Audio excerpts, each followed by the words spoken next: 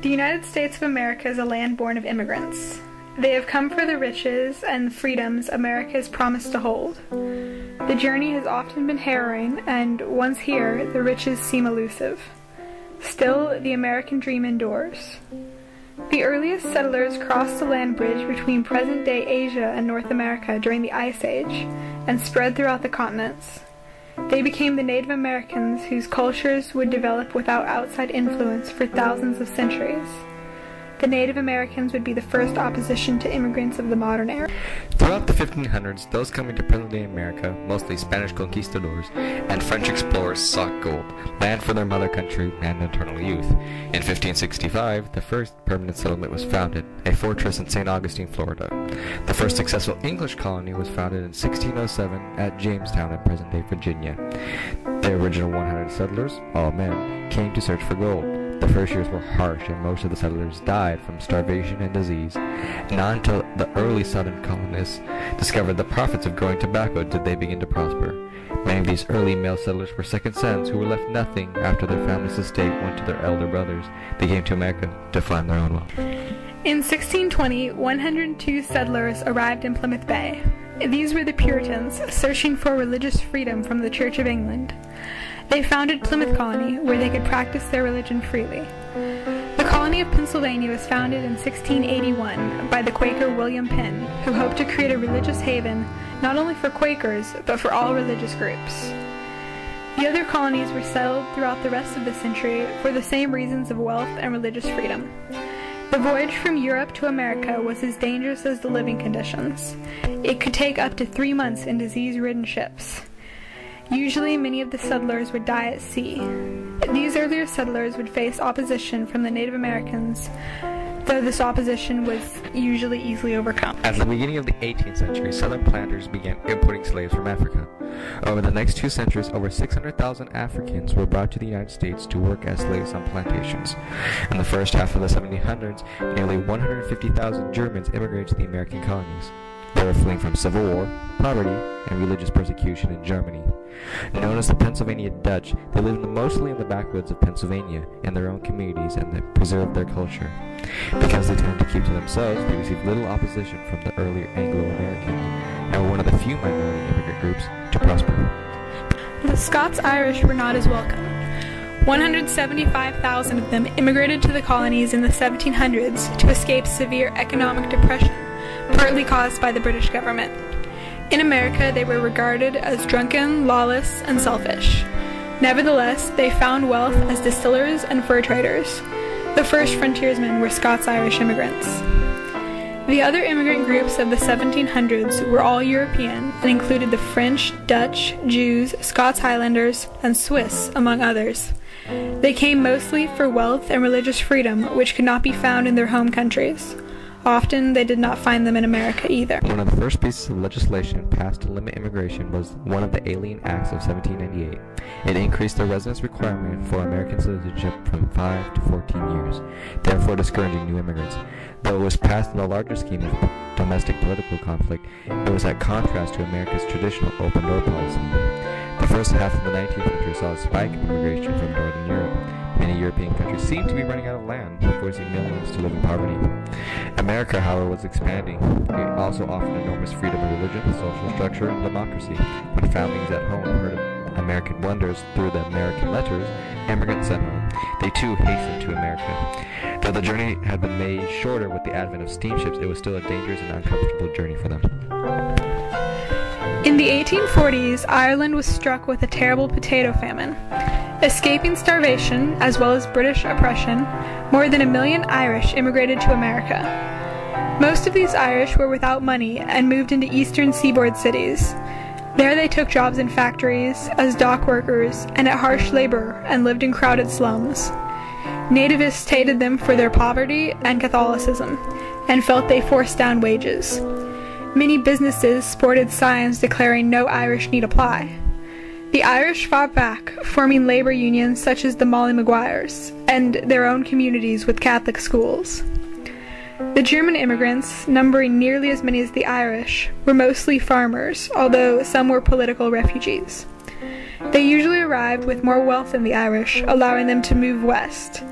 There they set up communities and heavily influenced American culture, as well as supported the abolitionist cause. Both the Irish and Germans, as well as other immigrant groups, were disliked by nativists. These earlier immigrants rallied against new immigrants, forming groups like the Order of the Star-Spangled Banner, more commonly known as the Know Nothing Party. The party campaigned for stricter immigration. Nativist mobs burned Catholic churches and schools and attacked immigrants. But despite such anti-foreignism, immigrants continued to pour into America, escaping oppression at the home for freedom and wealth in the America. In the mid-19th century, there would be a significant change in both the immigrants that came to the United States and their treatment while here. First, the immigrants that came before 1850 were mostly from Northern Europe, British, French, and Germans, but by this point in American history, had become mostly integrated into society. These are known as the old immigrants.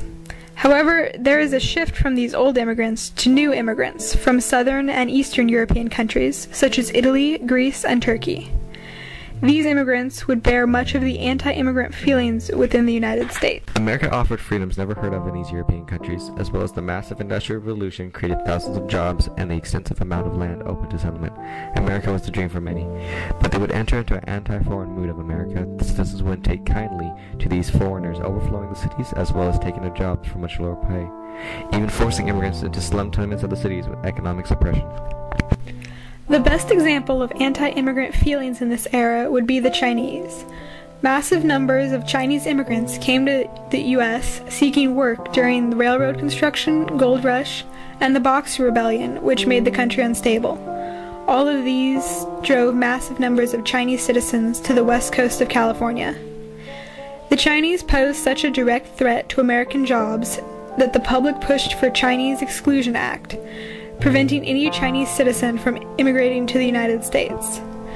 This would bolster nativist groups like the KKK to continue on through the end of the century to anti-immigrant action. Even at the turn of the century, immigrants wouldn't find it any easier to live in the country, but also more reason to come.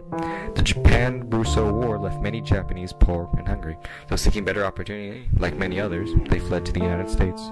The Spanish-American War also uprooted many Cubans, whom also fled to America as well. Yet there was one shining light for the immigrants in the city slums. A group of passionate middle-class American writers, known as muckrakers, would rise up and reveal the city's disgusting secrets.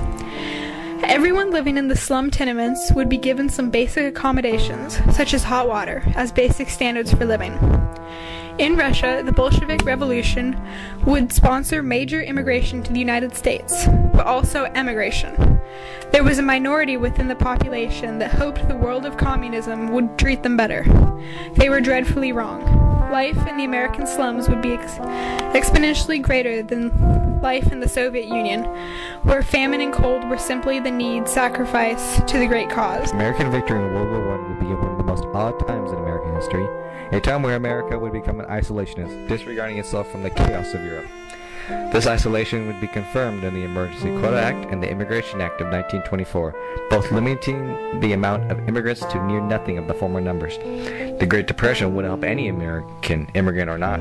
Despite the hardships, nativist groups still wished to continue with their persecution of immigrant groups. The Sacco Vanzetti trials would display the continuing rise of nativist feelings within all levels of the United States. Immigrants would try to step up their appearance in everyday society through forms of media.